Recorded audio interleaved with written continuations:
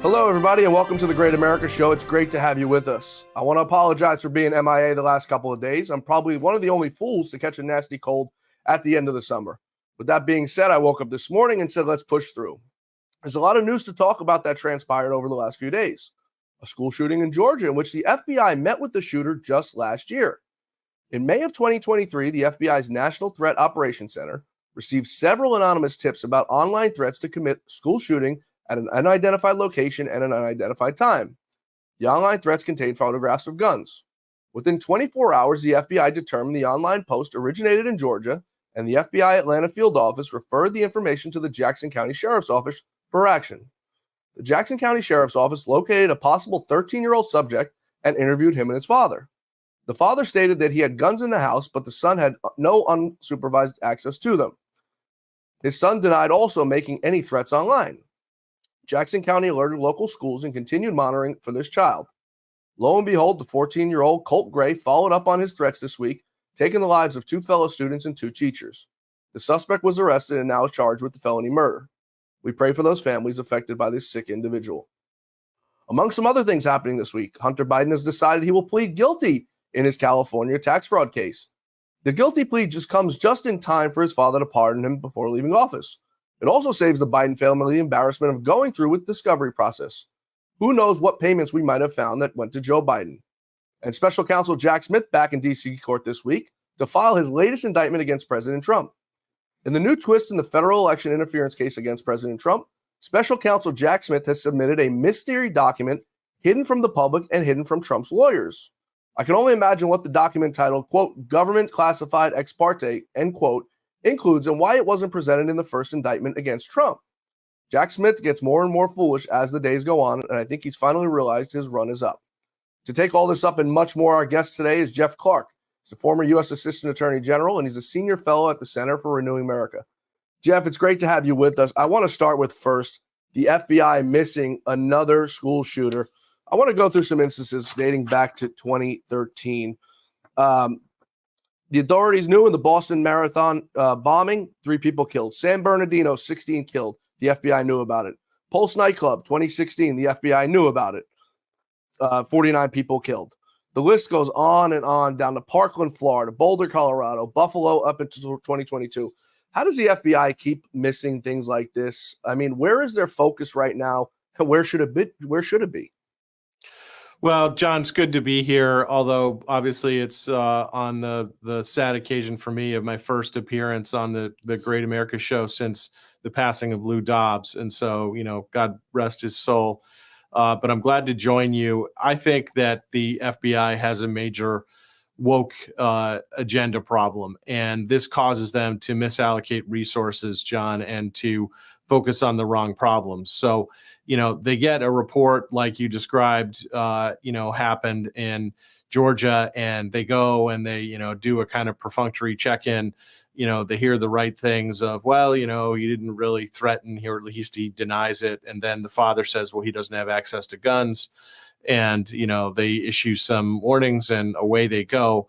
I think the fact that they knew the Pulse nightclub shooter, I remember the day that happened, being, I think, a Sunday. And I had some people over the house and just, my jaw hit the floor on that. And then the Parkland shooter, the fact that they knew about him. And that, I think really is an instance of the woke agenda in the sense of, as is, I think, Pulse nightclub, right? So, there's the whole LGBTQ, et cetera, angle for Pulse nightclub, and the fact that, he was, Muslim individual. And then for Parkland, you have the fact that, he didn't seem to kind of fit into the white community, let's put it that way. And so, the FBI seems to want to give a break to people so that they're not perceived as discriminating against people on the basis of race or their sexual orientation, when in reality, what they should be doing is prioritizing threats and risks based on the objective data about that. And so, they're clearly doing something wrong when they can't head these things off at the pass, and they're not heading them off at the pass. Instead, this week, John, what we got was another Russia indictment just in time for the 2024 election. You know, Right. it's magical how these things appear, isn't it, John? Yep. You know, the thing that's, I do want to get to the Russia collusion 2.0 just in time, like you said, for the election. But the thing that's so alarming to me is we have this FBI that's so, I mean, full force to come get you out of your house in the middle of the night, not even you let put a pair of pants or shorts on. Going to get Roger Stone, an elderly man with an elderly wife who's deaf. Showing up at your doorsteps, or the Catholic faith leaders, the Christian faith leaders, the people who protest against Planned Parenthood. They're so fat. January 6 people, some who weren't even at the Capitol, who had nothing to do with it, but had association with people who did. They're so fast to come to their doors and bang on their doors like they're some sort of tough guy gangsters. Well, of course you are. There's 10 or 15 or 20 of you guys. You guys all have loaded machine guns and ready to go. But when it comes time to people like this child, who I just saw on Twitter, his aunt posted out that he was screaming for help for months and years, that, you know, he was not all there and that this was going to happen. For God's sakes, the FBI met with the kid, his family, who said he was going to do this and then follow through. Your thoughts, I mean, with their direction, you know, the FBI's direction, so worried on people like you, people like Roger Stone, people at January 6th, people who just wanted a free and fair election. We're all of a sudden now the criminals, and these people are just, oh, you know, they're just victims, and we should have more gun control. Well, John, I don't think that the current crop of people who are at the FBI and their political leadership really believe in the First Amendment. Yeah. That's why we have individuals like Elvis Chang going and essentially pressuring the big tech companies to censor in connection with the 2020 election. We know that Zuckerberg has admitted that. We know from the hashtag Twitter files how much censorship the government participated in. We got a disappointing case out of the Supreme Court about that, but that case is still live. You know, may make a return to the Supreme Court. The justices may see it differently once it's in a more advanced to a final judgment procedural posture. But I do, as I started with, John, I think that wokeism is a key element of this. And I'll tell you that last year, in March or so, I gave a series of lectures in Hungary about U.S. constitutional law. And I was at the airport with two of my children, and it was an early morning flight from Budapest to London, and then the connecting flight from London into the DC area. But in the airport in Hungary, there was a woman who was, you know, interning in some multinational capacity for the summer in Europe, but she was talking about the fact that basically she had an offer to go work for the FBI. And just the kinds of things she was talking about, her whole affect, you could get a sense of like what her values and priorities were. I mean, someone like that, listening to them like involuntarily because she was speaking so loud right. at, you know, like 6 a.m. in the airport, right. You know, like just the kind of person I would never want to have near federal law enforcement.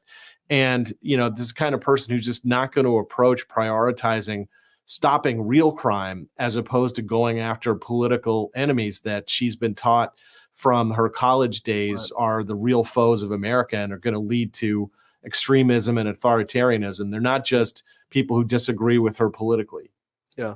You had mentioned woke a bunch of times, and coincidentally, the Pulse nightclub shooting, which was at a gay nightclub in Orlando, also happening in Orlando. And this is the way this country is going, folks. It's really sad. The Secret Service's Office of Equity, Diversity, and Inclusion is requesting that agents attend an LGBTQ plus out and equal workplace summit at Disney World from October 7th to October 10th. Now, we know that the Secret Service is understaffed and undermanned to begin with. President Trump was nearly assassinated just a few months ago. We still don't know anything about that, coincidentally. But you have the Secret Service now. There's reports that the U.S. military has actually had to step in and sort of fill in the gaps of where the U.S. Secret Service can't cover their own rear ends. Yet we have a gay summit in Orlando, a 3-day summit, to make people feel good. I mean, what is going on in this country, Jeff? It's just ridiculous, John. I mean, there shouldn't be an event like this at the Secret Service, and it's certainly not an event that you could say has anything to do with equality, right? When was the last time you heard a federal law enforcement agency or protective agency like the Secret Service having a sort of like, hey, it's heterosexual day, Right. or it's find your, Right. future wife or husband day. Right. None of that exists, right? Why is there a special, mafia essentially for these kinds of things? Why are the taxpayers being forced to spend money for this ridiculousness?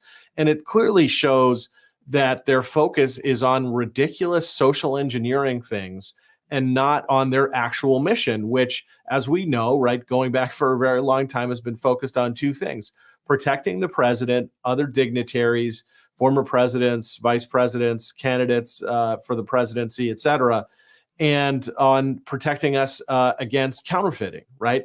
And so these things are, their mission. They're not focused on their mission, like having some time off at Disneyland, for an LGBTQ event. I mean, they should be sued at some level into prostration over the fact that they're wasting taxpayer money doing these kinds of ridiculous things. Right. And I think we could agree on one thing. Nobody cares if you're gay or straight or whatever it is, but stop pushing it down the throats of people who want nothing to do with it. I mean, it's a federal agency that gets federal funding. I mean, it's truly alarming to me. It's really unbelievable. I mean, we saw when President Trump was almost assassinated, the female Secret Service agent was probably 5'7". President Trump, I think, is 6'4", trying to holster her gun and cover President Trump. You had another agent who was like kneeling down below the stage because she was terrified of maybe getting shot. I mean, these people take a sworn oath that when they take over their jobs as Secret Servicemen, that they'll die for the president of the United States. And you saw that. It was unbelievable. Yeah. I mean, the agents around the president on the podium who, got him low, and then he, kind of disputed with them so he could rise up and signal to America and to the crowd that he was okay, and to say fight, fight, fight. Right. I think, and they did, after, he kind of pushed back against that, they got him off, maybe they could have done it a little quicker, but I mean, it's hard to fault that in the confusion and the chaos of the moment. But what you're describing, I mean, it was like Keystone Cops. And it's clear they have, too many diversity hires, because the former head, Cheadle, of the Secret Service prioritized that. Again, it's the kind of woman I described to you from, is going to go work at the FBI. That's the kind of priorities that young woman had. And then she grows up to become, someone like Cheadle, deeper and deeper into the organization. And what do we get? We get a total security breakdown and the loss, near loss of President Trump. Jeff, I got an idea. Why don't we, from now on, any government, any college applicant, any job, why don't we black out the names of these people, white out their, black out their race or everything, and why don't we just get to their job description, who these people are, and I think we'll see a big change in how things are going. We're going to take a quick break here. You mentioned Russian collusion 2.0. I want to take that up on the other side of this break. Also, Jack Smith is acting up again. We're going to take that up with Jeff Clark. We're coming right back. Stay with us. We're back. We're talking with Jeff Clark. And Jeff, right before we went to break there, you had mentioned Russia collusion. It's back. The Department of Justice charging 2 Russian media operatives in what they call an alleged money laundering scheme with Russian television. Is this good luck on the Justice Department? I mean, do they just keep getting it right as we have an election just, 2 months away, perhaps? Well, they're getting it right from the perspective of trying to help Kamala Harris get elected. That's for sure, because it totally re-ripens. It's the kind of thing where MSNBC's over the moon, and they're analysts, they're what I call their journal lawfare commentators, and they're, big helming personalities. Can I just stop you right there, Jeff? They're idiots. They're idiots. Well, go ahead. I'm sorry. Yeah, but they just love the Russia thing. Every time they can say Trump's in bed with Russia, people around Trump are in bed with Russia, like they just can't help themselves. Like it's like they have, fears of Putin, the boogeyman, under their bed. The timing of this, it reminds me of the fact that the, whole Russia collusion thing started to fall apart. And then I remember that Rod Rosenstein announced indictments of some Russians. There were like relatively small amounts of money. Like the election in America could be moved by a couple $100,000 of, online trolling activity from, folks tied to Russia. And, they sued them, and then they're not even in the US. So it was just basically like an aspirational indictment, but it helped to sort of, of course, it's covered breathlessly on the MSNBCs of the world. This feels exactly like that to me. Now, whether some of the participants, like, a lot of fire today being directed at Lauren Chen, for really being a potential willing participant in this with these, Russian straw people. The facts, I think we're going to have to wait and see how they come out. But, I think that this is a situation where they wanted to drop this indictment right before the election so they can have another fest of Russia 2.0, Russia Gate 3.0. And I think that they dropped the indictment against this Linda Sun person in New York who worked for both Cuomo and Governor Hochul right before this so that they could say and have some cover of the idea that, well, we're equal opportunity, right? Like, this is someone who was tied to the Democrats working for the Chinese. But first of all, that case is a lot worse than kind of First Amendment type activities. Right. And second of all, their main focus and what they're, they have Garland, start speaking about inside his conference room on the 5th floor of the Justice Department that I've been in many times. That's all focused on the Trumps, anything tied to Trump and this, new Russiagate 3.0 set of allegations. It's funny you say that because anyone who speaks out about the Biden, just before we got on here, the police commissioner of New York's house was raided as part of a corruption scheme against Mayor Adams. He's being investigated now for the last few months of people around him. Chen was obviously really in cohorts with Cuomo, but it seems like anyone who attempts to speak out against this regime, whether it be Harris or Biden, they pay the price for it. I mean, does the left have a deep state too? Well, I think the deep state is largely the left. On the right side, you have the Republicans, Rod Rosenstein, obviously a Republican, Christopher Wray, James Comey, whatever you want to call them, whether they're Republicans or not. But usually the deep state goes after Republicans. Now it seems the deep state is going after Democrats. Well, I think, they go after anyone who threatens, uniparty power, really. And Eric Adams made the mistake of coming up above the waterline and starting to talk about how he's frustrated with the federal government shipping in all the illegal aliens. And so then magically all of his times of trouble and those around him start. So they're sending a message to him like, no, you're a Democrat. You play ball with us. You don't start raising issues with our big policy decisions like open borders. That's the Biden and Harris, pretty baby. Although now Harris is trying to run away from it and claim that she's the border czar who built the wall, which is a total lie. Yeah, it's unbelievable. Just going back real quick to the Russia collusion again. You brought up a really good point, making a few videos. I mean, if you read through the indictment, it was literally so stupid. These people were paid to make TikTok videos and short online videos, and that all of a sudden is going to sway an election. No, I'll tell you what's going to sway an election. What's going to sway an election is Jack Smith indicting President Trump 100 times, bringing out this fake Russia collusion crap 30 days before an election. I mean, when are these people going to wake up and realize, Jeff, what's really going on here? Right. Well, look, what was happening, like I described that Rosenstein-led indictment at a press conference he did on the 6th floor of DOJ, another place I've also spent a lot of time. And, that was totally overblown, right? But then if you fast forward to 2020, or really to 2021, because the public version of the report from the intelligence community about foreign election interference in 2020 was not issued until 2021.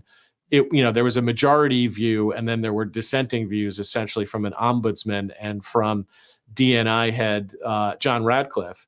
And they, essentially the majority view was, well, they're spending some amounts of money, China and Iran and Turkey, but it's not enough really to impact the election, like nothing to see here. So, but what the dissent essentially argued from Radcliffe was, this is the same rough activity that you were throwing up all over before when it was supposedly happening to benefit Trump. But now that it's happening to benefit Joe Biden, it's magically a nothing burger. Like, there's no logical consistency to it. Yeah, that seems to be the double standard. I mean, we've seen for the last, since 9 years, we'll say, since 2015, since Trump came down that escalator, is just unbelievable. For whatever it's worth, Vladimir Putin offering an endorsement of Kamala Harris when all that stuff came out, because it's a joke. I mean, Jeff, these world leaders, whether it be Xi Jinping or Vladimir Putin, they look at what's going on in this country right now, and there's a reason why Putin went into Ukraine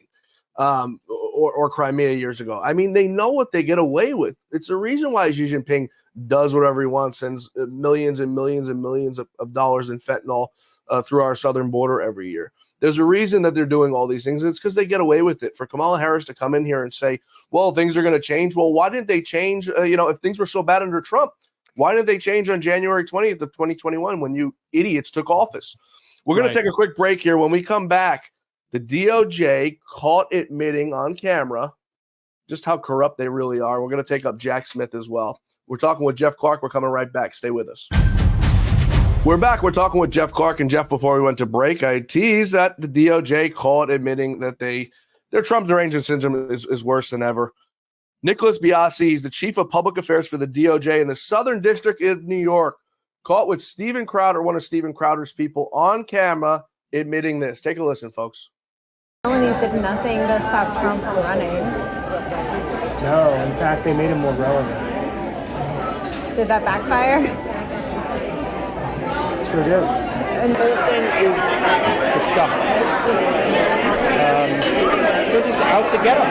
And that's why, he's surging in the polls. It's a perversion of justice. No, he was stacking charges and rearranging things just to make it fit a case. No, to be honest with you, I think the case is nonsense. State levels are Wild West. They're like idiots. They don't care. They're all political. So yeah, this guy's probably going to try to lock him up, and it's going to be ugly. They're so obsessed with getting him. who is they? Alvin Bragg, yeah, who I've known for 15 years. He used to work in my office. Before he decided to prosecute Trump, did you know who he was? You do now. I'm not sure what he wants to be, but I know he's not happy just being the DA of New York County. So Alvin's very ambitious. Every real estate person in New York does what he did. Nobody's ever been charged with this until him. Jeff, so they're saying the silent part out loud, which we've known now for years, how corrupt New York is, how corrupt this Department of Justice is. I'll tell you, and everyone talks about it like a joke. I'll tell you what's not a joke is the 34 counts of falsifying business records against President Trump, the 40 counts related to mishandling classified documents against President Trump, the 4 charges of attempting to overturn the 2020 election, the 10 charges of election interference in Georgia. What I don't get it. What is so funny about that these people have such a vendetta against a man who's never done a damn thing wrong to them, has only done good for the city and state of New York, and who's only done good for this country? Well, President Trump threatens a power structure that they benefit from, and they don't want to see it change. And they're willing to use any underhanded tactic, any form of lawfare they can in order to stop him from returning to the White House. That's what's going on. And look, the Southern District of New York, their culture is way off and really needs to change. If we go back to the Trump administration, we had the U.S. attorney there, Jeffrey Berman. Right. This guy, he didn't even think that he needed to listen to the attorney general, who's his boss at the time, Bill Barr, and let alone listen to the president. Like, the reality is the president is the chief of the executive branch, John. Right. He is the chief law enforcer. And, the attorney general is an intermediary in between him and the Southern District of New York's U.S. attorney and other assistant U.S. attorneys. But, they're really, subordinate, but they don't see themselves that way. Inside the Justice Department, if you've been in it like I have, the joking term used for the Southern District of New York is the sovereign district of New York, because they think they're so powerful and so above it all. So here you have this guy, Biasi, on, a sting camera operation that Steven Crowder ran. And, he's, talking to this woman, and he's saying, well, I've known Alvin Bragg for 15 years. He brought these charges. It's all political. It's just to try to, destroy Trump. Right. It's perversion of justice, et cetera. Of course, this is clearly what he really believes. He's just letting, the dress down. And then, he issued a statement after this came out saying, these doesn't recognize, or reflect my real views. Right. My real views are different. I was just trying to impress a girl. Right. I mean, this guy should be fired faster than your head can spin. Right. Yeah, let me just read that for the audience real quick. This is the statement from the Southern District of New York Chief Nick Biasi. Quote, I was recently made aware of a video where I regretfully made some statements in a private and social setting that don't reflect my views about 2 local and state prosecutions. I said these things in an effort to please and impress someone I just met who was secretly filming me. I am deeply sorry to local and state law enforcement officials working on these matters who deserve more respect than I'd show them. At what point does I'm sorry just not cut it anymore? I mean, we were talking before, and this guy, I was trying to impress a girl. What are we in 8th grade here? And, I'm sorry. Well, are you sorry to President Trump? Are you sorry to Jeffrey Clark? Are you sorry to Roger Stone? These people who have spent, not everyone has money like President Trump to shell out $1 million. And I assume your legal fees are well over into the millions. And I'm sorry, that just doesn't cut it anymore, Jeff. I know it doesn't. And look, why are they protecting this guy at some level, right? Because clearly they went to him and they said, you shouldn't have said this. And the Democrats are running the Southern District of New York at this point. You would think Right. he, at that point, had become a liability and they cut him loose.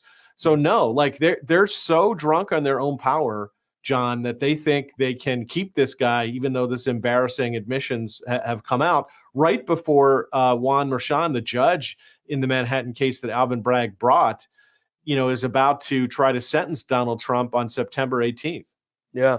It's truly, it's sad. And it's not just, New York. It's not just DC. It's everywhere. It's all across this country. It's down in Georgia. I don't know, for anyone who's seen Fonnie Willis's, I don't know, was her niece get pulled over with a suspended license. She shows up to the scene with, her daughter shows up to the scene with Nathan Wade, the lover that she said she was no longer with. I mean, it's truly scary.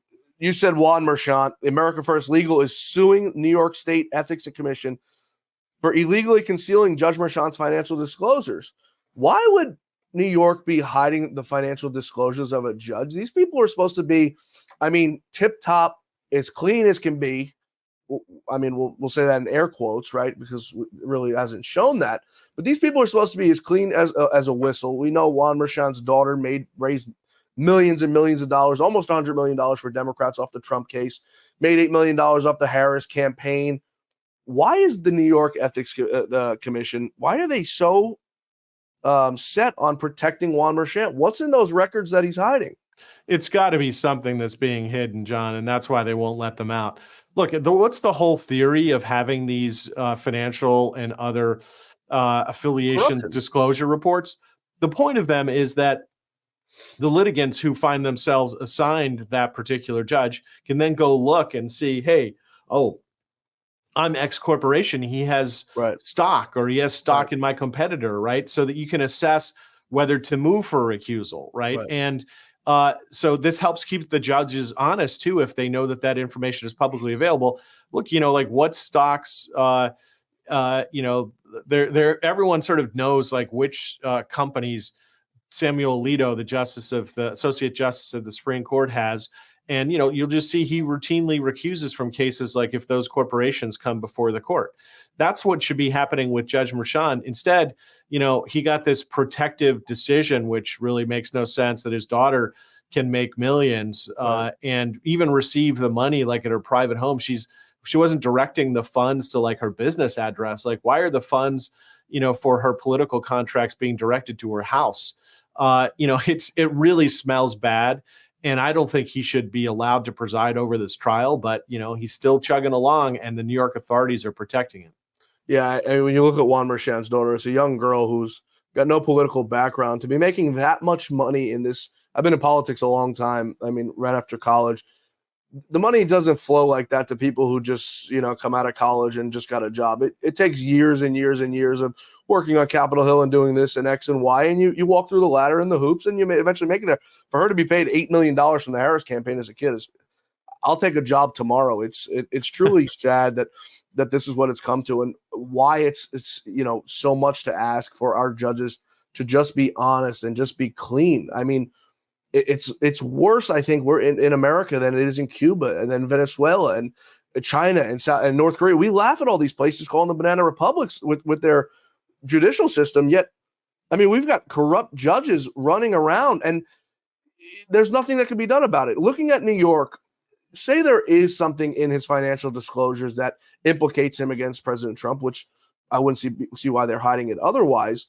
Who steps in? Because, I mean, you could go up the levels in New York to the Supreme Court and everywhere, and it doesn't matter. It's run by the Democrats. It'll keep getting kicked down. What can ultimately be done to get this guy the hell out of there? Well, look, the Supreme Court reads the papers, and that case from Judge Merchan, I think, is on a potential rocket path to the Supreme Court, because after the Trump v. U.S. decision about presidential immunity on July 1st came down, it's clear that the whole trial and the whole case is infected by evidence that violates an exclusionary rule that Trump case created in favor of the president, because they had Hope Hicks come in and testify about statements and things said inside an Oval Office meeting. That should never come into court. Just for the audience, for them to understand what's going on here, what you're saying is the evidence that was taken in from this case and received from this case should have never been found in the first place due to the presidential immunity. Is that correct? Yes. So there's two kinds of presidential immunity that are recognized in the Trump v. U.S. decision: absolute immunity for things within the core executive powers and function, and then presumptive immunity for everything else out to the outer boundaries of the presidency, which is a lot. It includes the president giving speeches even.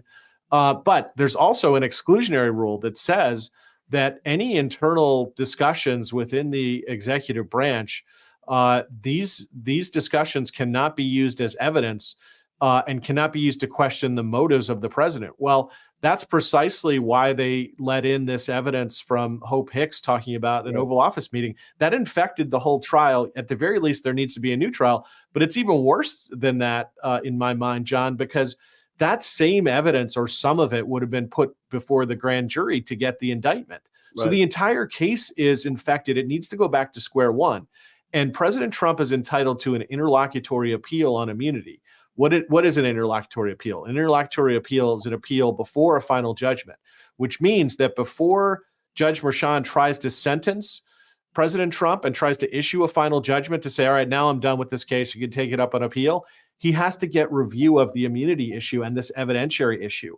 I think he's going to try to block out Trump from that on September 16th, and then Trump can go up. I think he's probably going to quickly find himself in front of the Supreme Court, and he's going to say, what gives? I'm supposed to get an interlocutory appeal, and the New York, judges won't give it to me.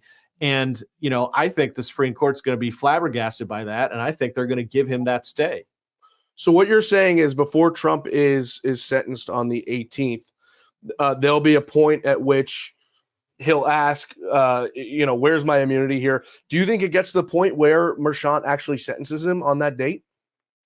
It's possible. I've seen some speculation, which is interesting because this ties also to President Trump's recent removal of the case from the state court to federal court, which Judge Hellerstein rejected. The removal statute for federal officers like President Trump says that judgment cannot be entered essentially before the removal dust clears. And so, some have suggested that Juan Merchan may try to finesse that by basically announcing a sentence but not entering judgment so that he can get the effect of blacking up President Trump without actually doing something that violates the removal statute.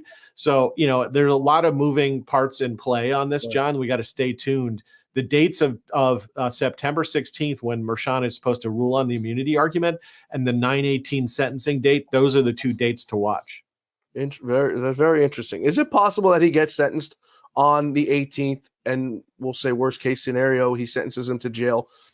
Will he proceed to jail that day, or will he be able to enter his appeal immediately and stay out? I think that it's possible that he could be ordered to jail just to create some kind of fiasco explosion. Right. But I would predict that if that happens, John, the Supreme Court blocks that and orders him released within 24 hours or 36 hours, because he is entitled to an interlocutory appeal under superseding supreme federal law that is, something that the state can't ignore. And, I just don't see how, Merchan's going to really get around that. I think he's going to try. He's supposed to rule again on the immunity on 9/16, 2 days before he does the sentencing. This guy's corrupt as hell. I want to wrap up with this. Another man that's corrupt as hell. You had mentioned the word tainted. Another case that's clearly tainted is the case in D.C., the January 6th case that Jack Smith has brought against President Trump once again since the immunity case. This week, he was in a D.C. courtroom redelivering that case. And as I said earlier in the show, he's introduced new evidence. It's so confidential that Trump's lawyers are not even allowed to see it. The former president, who's got a top secret security clearance, isn't allowed to see it. Why would Jack Smith be withholding evidence? Why wouldn't he have filed it the first time? There's no new documents he's taken since he's indicted President Trump the first time. He's presumably had all his minions run through every single document that was at Mar-a-Lago, including newspaper clippings and whatever other papers President Trump kept. Is he allowed to do that? What do you presume is in that document?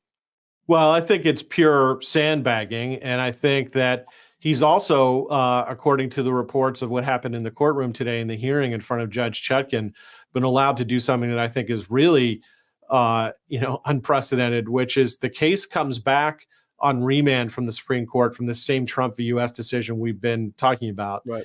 And Judge Chutkan, she wants to rush and basically get to even an evidentiary hearing or some kind of ruling on immunity as soon as possible. And Jack Smith says, oh, hold on, hold your horses. We're still doing consultations inside the department. And then he wasn't, I'm sure he was doing some consultations, but the main reason he wanted that break was because he was getting a superseding indictment from a new grand jury. So he comes in, he gets a superseding indictment from the new grand jury. He files it against Trump. Well, at that point, right, that's his move in the chess game. What he's really trying to do is get two moves. So now what he wants is, and apparently Judge Chutkan's going to give him, is he's like, okay, I move out my pawn, and now I'm also moving out my bishop because I want to be able to file a brief that explains why my new indictment is consistent with the limitations in the Trump v. U.S. immunity decision. And that, President Trump's lawyer, John Lauro, is like, wait, what gives here? You issued a new indictment. Now it's Black's move, right? Now it's our turn to move and, to counter your move. And we would do that by filing a motion to dismiss. That's how this ordinarily proceeds.